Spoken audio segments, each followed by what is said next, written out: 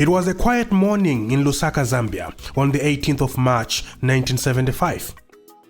Herbert Chitepo was at his house, number 150 Muramba Road in Chilenje South. He walked towards his car, ready to leave home, possibly to attend to the never-ending demands of the liberation struggle. However, he never made it out of the driveway because hidden underneath his car was a bomb. The moment he started the car, it exploded, killing him on the spot together with his bodyguard. A young Zambian boy who was playing nearby was also injured and later died. But who committed this heinous crime? Who was the mastermind and what was the motive? Ladies and gentlemen, this is the story of a gallant son of the soil. The story of a chairman who many confuse for a president. The story of a strategist, a legal expert, and a freedom fighter. From his humble beginnings in Watsomba village to becoming the first practicing black lawyer in Rhodesia to later becoming Tanzania's first black prosecutor general. From being invited into politics as a legal advisor to getting entrusted with the responsibility of leading ZANU's external wing and preparing for war. This is the story of Herbert Chitepo, the founding chairman of ZANU. Fellow Sadzaitas, Slay Queens and Bingers, Socialites, Papalites, Basinamalites, Barugujgarais, Never Cinema Rights. Welcome to the special report.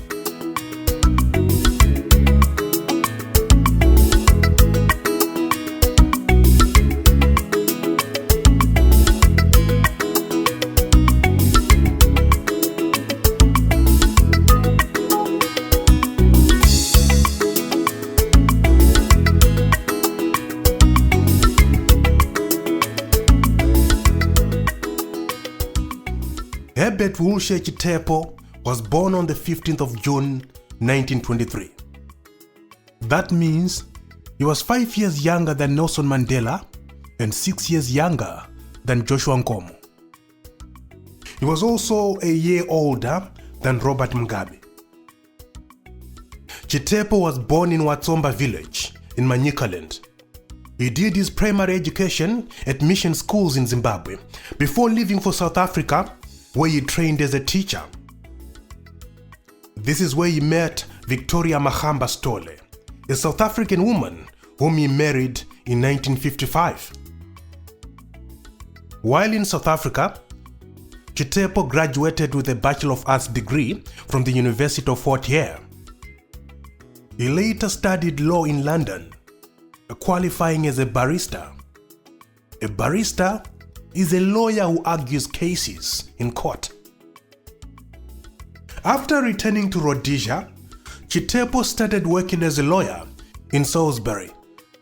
He defended African politicians who were being punished under harsh colonial laws. Chitepo joined active politics in 1960 through a political party called the National Democratic Party, NDP, which was led by Joshua Nkomo. He was actually Joshua Nkomo's legal advisor at the 1961 Southern Rhodesia Constitutional Conference. When the NDP was banned, another party called ZAPU was formed, and Chitepo remained active in politics. However, when ZAPU was also banned in 1962, many of its leaders were arrested. Chitepo left the country and went into voluntary exile in order to avoid being detained. He moved to Tanganyika, a country that had gained independence only a few months earlier. Tanganyika then became Tanzania in 1964.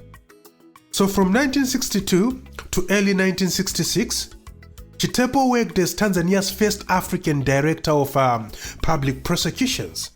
He was basically the top prosecutor in the new government, the government of Julius Nyerere. Even while holding this very senior position in Tanzania, Chitepo remained involved in Zimbabwean politics from a distance. In 1963, when ZAPU split, Chitepo supported the group led by Ndabaningi Stole, which later formed ZANU. When ZANU held its first Congress in Gweru 1964, Chitepo could not attend because of his very busy schedule in Tanzania. However, he was still elected national chairman in absentia. These are some of the leaders who were elected at ZANU's first Congress.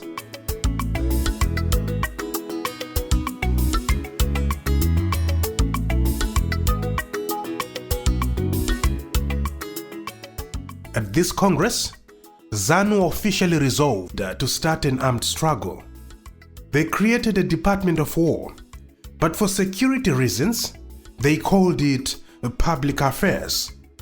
That is the department that was being led by Noah Mukono. He was a journalist by profession. He wasn't a soldier.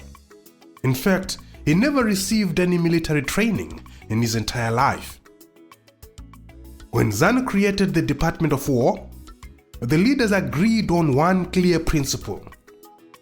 They said politics would always lead the gun. That is why a civilian, Noah Mukono, was given the job of helping build ZANU's army and leading it for more than 10 years. But soon after ZANU's first Congress in 1964, almost the entire political leadership was arrested. This seriously threatened ZANU's plans for an armed resistance. Fortunately for ZANU, Chitepo was in Tanzania at the time, so he was not arrested. Noah Mukono was also not arrested because he managed to skip the border. So the ZANU leaders who were in detention then gave Chitepo the job of preparing for an armed struggle from outside Rhodesia. This is how he became the head of ZANU's external wing. So because of this role, some people wrongly think that he was the president of ZANU. But throughout Chitepo's life, the president of ZANU was always Ndabaningi Stole. In 1966, Herbert Chitepo resigned from his job in Tanzania to focus fully on the armed struggle. Remember, the leaders of ZANU who were in detention had given Chitepo the task of leading the party in exile and preparing for war. Under his leadership, ZANU's military wing was established. It was first led by Noah Mukono and later by Josiah Tongogara. Throughout the late 60s and early 70s, Chitepo remained the political and ideological leader of ZANU's war effort. To manage the war, he created the Revolutionary Council, which was later renamed Darere Chimurenga. This was ZANU's war council, chaired by Chitepo himself. It was responsible for strategy, political oversight, and mobilization. ZANU's army was controlled through a structure called the High Command, which reported to the Darere Chimurenga. The head of the High Command was the Secretary for Defense. And as I said before, the founding ethos of ZANU's war effort was that politics would always control the gun. For some time, this remained true. However, things changed in 1973 when Josiah Tongogara became Secretary for Defense and joined the Darere Chimurenga. For the first time, an active soldier held a political position within the top political body. This marked a major shift. Soldiers now entered politics, and this began internal power struggles within the movement. And remember, as all of this was happening, the party senior leadership was in detention. The senior leadership of ZANU had been in detention for almost 10 years. Most of them had been arrested in 1964, just a year after ZANU was formed. Those arrested included the party president, Ndabaningi Stole, the vice president, Leopold Takawira, the secretary general, Robert Mugabe, the treasurer general, Enos Nkala, the organizing secretary, Maurice Nyagumbo, the deputy secretary for youth, Edgar Tekere, and many other senior party leaders. They were finally released in 1974 to take part in talks that were meant to bring about a negotiated settlement. Their release was part of a ceasefire agreement signed by Ian Smith and regional leaders. This was the so-called détente period, which lasted from 1974 to 1975.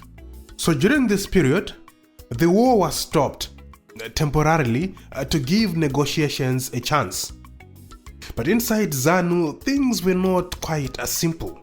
You see, the party was effectively divided into two camps: those who supported the talks and those who opposed them. The party president, Ndabaningi Stole, was very much interested in the talks. He wanted to participate in them.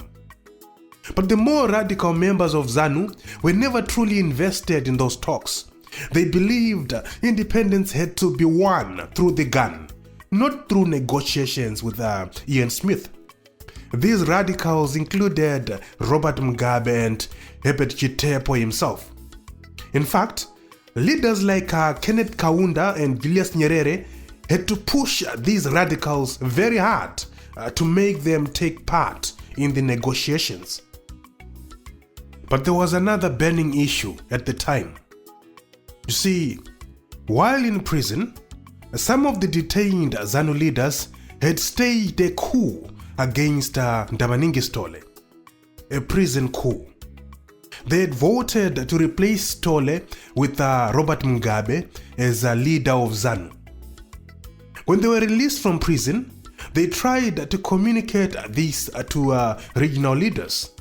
They hoped Mugabe would be accepted as the new leader of ZANU. But their hopes were crushed. The regional leaders refused to recognize Mugabe. They only recognized Ndabaningi Stole as the legitimate leader of ZANU.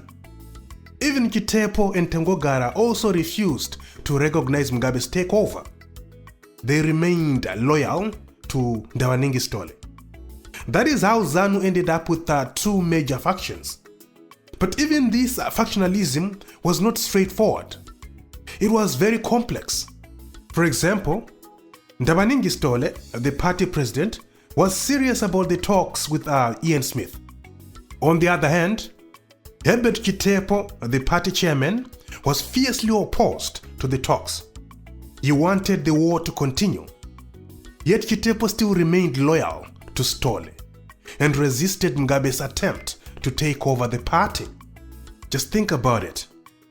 Chitepo was resisting Mugabe, a man who, just like him, was opposed to talks with Ian Smith and wanted the war to continue.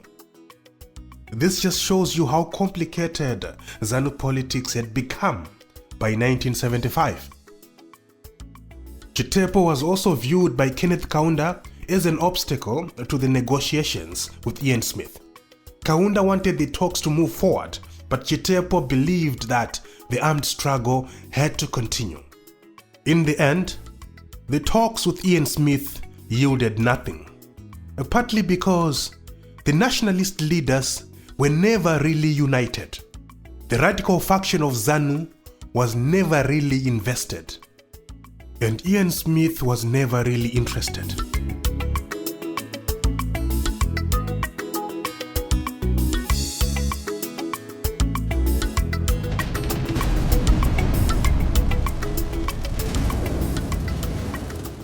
On the 18th of March 1975, Herbert Chitepo was assassinated at his home in Lusaka, Zambia. And his death did not just kill a man, it shook an entire liberation movement. It nearly destroyed ZANU. Literally. But who killed Chitepo and why? The obvious suspect for many would be Rhodesia's security apparatus, especially because it stood to benefit the most from the death of one of the most important leaders in ZANU's political leadership. This point is strengthened by the fact that some people inside or close to the Rhodesian security establishment either cleared ZANU of Chitepo's killing or said the Rhodesian intelligence service was responsible for the assassination. One of these insiders was Ken Flower, the Rhodesian Director of Intelligence. In his book, Serving Secretly, Ken Flower wrote about flying to Lusaka to tell one of Kaunda's lawyers who was investigating the assassination that Tongogara was not responsible for assassinating Chitepo. The most direct claim came from author Peter Stiff. In his book, See You in November, he actually named the Rhodesian operatives he believed planted the bomb that killed Chitepo.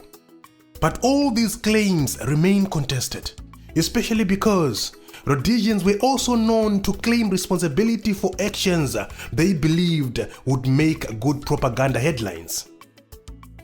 But when discussing the question of who killed Chitepo, it is very important to realize that Herbert Chitepo was as loved as he was hated.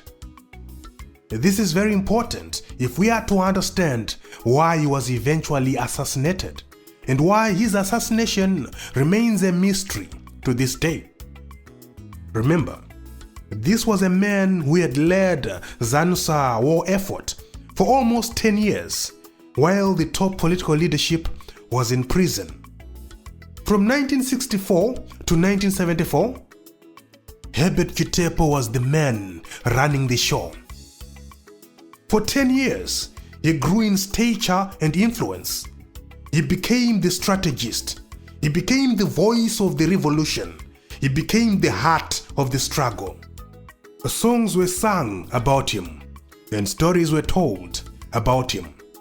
So by the time the detained leaders of ZANU were released from prison, Chitepo was no longer just the man who had been elected party chairman at ZANU's first Congress in Gweru. He had become something much bigger. Respect on the ground, influence among the fighters, and a growing international profile. He had helped keep ZANU alive when its top leaders were locked away. It is therefore possible that some people within the top political leadership of ZANU began to see Chitepo as too powerful. And remember, ZANU had not held a congress in 10 years. Their last congress was in 1964. One wonders what position Chitepo would have contested if he had survived long enough to attend such a congress. It is not impossible that he could have put his name forward for party president, given the political capital he had built, both locally and internationally. So maybe, just maybe, some of his rivals within ZANU felt that he had become way too powerful. But then of course, there is another issue of the Nari rebellion. This was a rebellion of young field commanders led by Thomas Nari and Dakaraibanza. They mutinied against Tongogara's military leadership, accusing it of corruption, favoritism, and abuse of power. Chitepo, as chairman of the Dare, was involved in dealing with this rebellion. He supported efforts to stop the mutiny, but also believed the grievances of the rebels had to be heard. But Tongogara wanted the rebels dead. He felt that was the only fitting punishment for their rebellion. This created serious tension between Chitepo and Tongogara. But Tongogara was not the only person who had issues with Chitepo. As I said earlier on, even regional leaders, especially President Kaunda of Zambia, had grown very frustrated with Chitepo's insistence on armed struggle at a time when they were pushing for a negotiated settlement with Ian Smith. In a way, one can be forgiven for arguing that President Kaunda had a vested interest in the direction of Zimbabwe's armed struggle, because he preferred his friend Joshua Nkomo to become Zimbabwe's first leader under a negotiated settlement. This was strongly opposed by ZANU leaders, including Chitepo. In fact, Chitepo was not only opposed to Kaunda's preferred choice of leader for the combined nationalist movements, he was also strongly opposed to the whole idea of détente itself. He did not want to negotiate. He wanted to keep fighting because he believed military victory was inevitable. As a result, Kaunda saw him as an impediment to the détente plan. Now, of course, I am by no means saying that President Kaunda killed Chitepo. No, I am simply trying to show you what I meant when I said Chitepo was as loved as he was hated. The Zambian government set up a commission to investigate Chitepo's assassination. That commission blamed Chitepo's own colleagues in the Darereke Murenga and the Zandla High Command. It specifically identified Josiah Tongogara as the person who directed the killing. According to the Zambian report, the decision to kill Chitepo was made around 15 March 1975 by members of the Zandla High Command. It is also worth noting that the Zambian government arrested several senior Zandla and Dare officials over accusations that they had killed Chitepo. Tongogara managed to escape to Mozambique, but was later handed over to the Zambian authorities by Frelimo. Solomon Mujuru and Robson Manyika escaped to Tanzania, where they were protected. But the fact that the government of Tanzania protected Mujuru and Manyika while the Zambian authorities were looking for them shows how divided regional leaders were over the death of Chitepo. Some regional leaders were clearly not happy with the way President Kaunda had handled the matter. But as it turned out, Mujuru and Manyika were very lucky to have escaped to Tanzania because many of their fellow comrades were severely tortured and forced to sign affidavits confessing to Chitepo's assassination. But those confessions were later ruled inadmissible in court.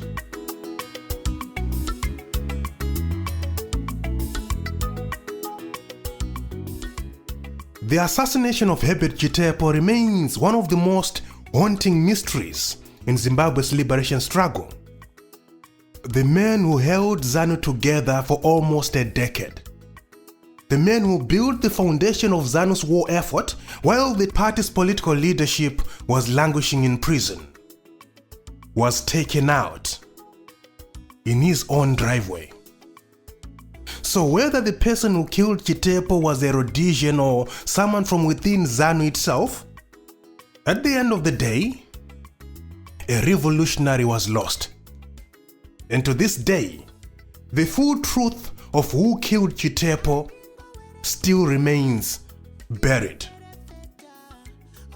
So now, you tell me, who do you think killed Chitepo? Let's talk about it in the comment section. As always, thank you so much for watching.